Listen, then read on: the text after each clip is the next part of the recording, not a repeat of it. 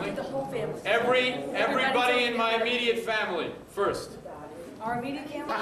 Okay. All right. Now, we're getting everybody now, right? Okay. Stay. It's hard to move. Getting it. Nadia, tell us. Oops, what's her name? What's her name?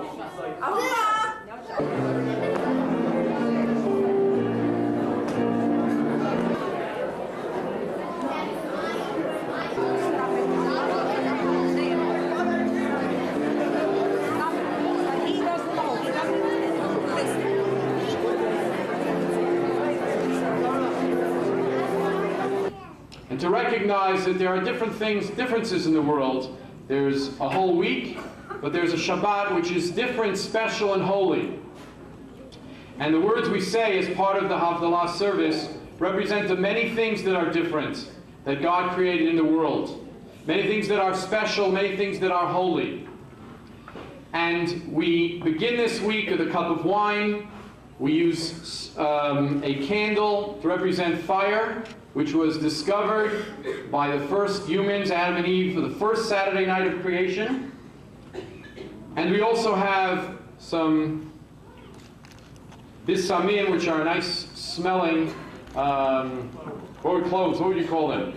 And each table should have a little, each table should have a little, I don't know what you call it. Matchbox. Matchbox. And you should find inside the matchbox your own bisamim. I think there are 2 per table. I stole this table's. And you could choose at the end who gets to take it home. On each side, one is a blessing that you say after eating certain things, after drinking wine. The other one is the prayer that I'm going to say, that we say Saturday night for Havdalah. And the reason why we have the clothes, something smelling sweet, because Shabbat we say we have an extra soul, and that soul leaves us Saturday night, and we need to be refreshed, because nothing compares to Shabbat. No day in the week could compare. My custom is to stand during Havdalah, so if I can ask you all to stand, please. Thank you. Following Havdalah, we will have Rabbi Berg make the hamotzi for us, and everyone could join together. For those who like, there's washing stations here and in the kitchen. I better read it, you know. You never know. You know something by heart, and who knows what happens. Ah.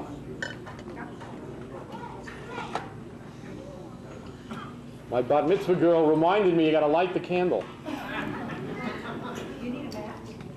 I was good enough to do that. Are there matches in that? Just bend it.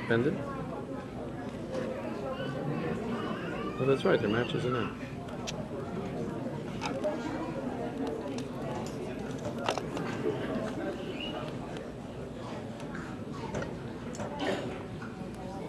Hinei el Yeshua sievtach v'lo evchad ki aziv zimros yadinoi vayili Yeshua shavtem mayim b'sason v'mayne ha-Yeshua l'Adonai Yeshua lam kol birchosech selo Adonai tzvos yimon miskav l'Adonai ha-Yaakov selo Adonai tzvos asher domateach boch Adonai Hoshia HaMelech Yaneinu v'yom kareinu Ayudim hoiso rovisim kod samikor Kein etziel lanu Kos Yeshua seso v'shem Adonai Yigro Savri moranon v'rabanon rabosai Baruch ato Adonai Eloheinu melech olam Borei bri hagafen Baruch ato Adonai Eloheinu melech olam Borei minei v'samim Amen.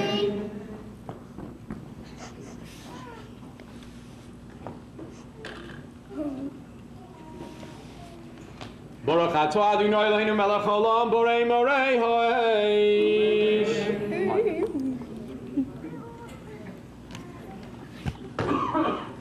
Baruch atah Adonai Eloheinu melech haolam hamavdil ben kodesh l'chol ben elachosher ben Yisrael amim ben yom hashvi l'sheish v'mei ha'maseh Baruch atah Adonai hamavdil ben kodesh l'chol.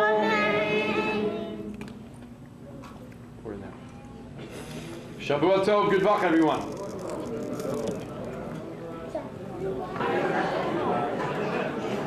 It's always a pleasure when you have a simcha to be able to share your friends, family, and especially generations that came before us.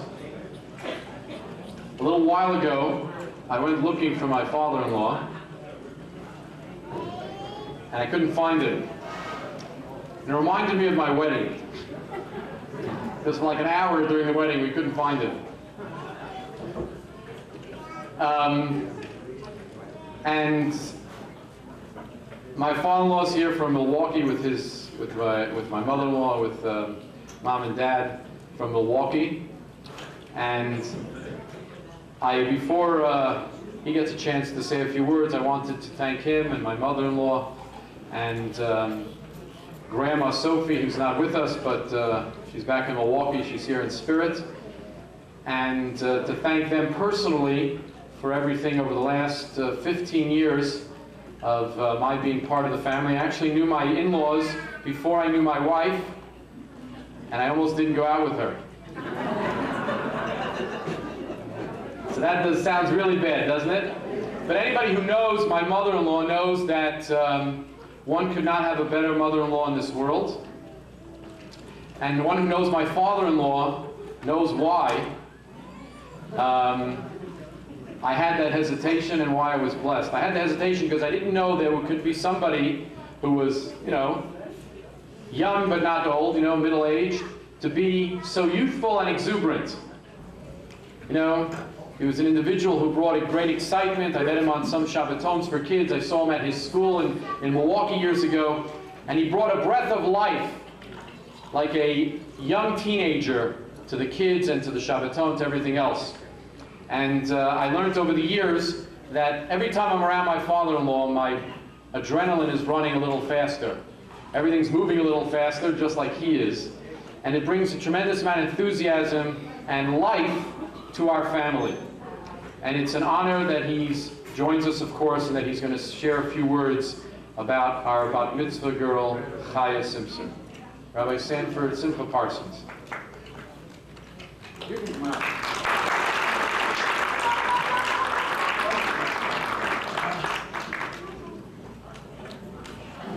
I was so excited to get here that I lost my voice. So bear with me for a moment or two. When I got the invitation to this event, I was floored. I had never seen my name on an invitation where I didn't have to work so hard or pay for it. And here I was listed as one of the invitees. So I wanted to share with you how Chaya Michla got her name. Sometimes when there's a bris, it's possible to explain the derivation of the name and what family member is connected with it. In the case of Chaya Michla, we haven't had that opportunity, and so I wanted to take a moment or two to tell you about it this evening. Many years ago, at the turn of the century, an orphan girl came to America, and she married and moved with her husband to Tifton, Georgia. And there she brought up a family. And her first child was a girl, and that girl was the mother of my wife, who is in turn a firstborn. And my wife had a daughter as a firstborn. I had something to do with it, but the main thing is that she had a daughter, a firstborn, whose name now is Sarah Simpser. And Sarah Simpser had a firstborn girl whose name is Chaya Michla. So we have 4 generations of firstborn girls that Chaya represents, that 4th generation. And the woman who started it all off was named Chaya Michla. And after her passing, her husband, who is my wife's grandfather, as we were sitting around the table, asked me if I have a child, and my wife was pregnant at that time, would I name her after his wife, Chaya Michla, who was a very pious woman and a very lovely woman and a very caring woman.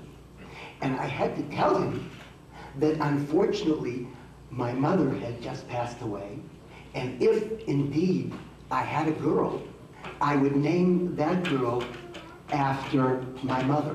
And that girl, of course, is sitting here along that road over there. And that's my daughter, who's here visiting with us from Lakewood. But I told him that should I have another girl, or should I have the opportunity to have another member of our family name a girl, I would try to see that that girl was named Chaya Michla after his beloved wife. Well, I didn't have any more children, but when Sarah and Rebero had a daughter, they called me and asked if I had any suggestions for a name for their daughter. And I told them this story. And they, in turn, did this marvelous naming that got me off the hook. And I fulfilled the pledge that I had made many years before. And they, in turn, named their daughter Chaya Michla. To Chaya, I wanted to say the following. The name Michla has two derivations. According to the commentaries in the Shulchan Aruch, the word Michla, the name Michla, has been taken from two great women, a possibility of two choices of two great women in the Bible. One named Machala, who was the first women's liberal in the world, because that woman, who was part of a family of 5 girls, stepped up to Moses and says, Moses, our father died. There are only 5 girls. You're about to divide the land of Israel among men. We, in turn, our family, will lose its portion in the land of Israel. Please give us a portion in the land of Israel. And Moshe's response was, I don't know what to do. This is the first time this problem has been presented to me. So Moses, in turn, took this problem to God. It was resolved in a very happy way. And Machala, which, according to the Shulchan Aruch, is one of the possible derivations for the name Michla, got their portion in the land of Israel. A great woman, and a woman who stood up for her rights. And I call her the first women's liberal. The second one, that might be the derivation for the word Michla, is the famous Michal, the daughter of King Saul, who in turn was the wife of King David. Also, a great woman who stood up for her husband, wouldn't allow her father to kill her husband, and did all kinds of subterfuge to save her husband. And in turn, on a number of occasions, stood up for what she felt was right. And so my blessing and my hope for you, Chaya Michla, is that you will live your life similar to the names that you represent. Mazel tov. Thank you.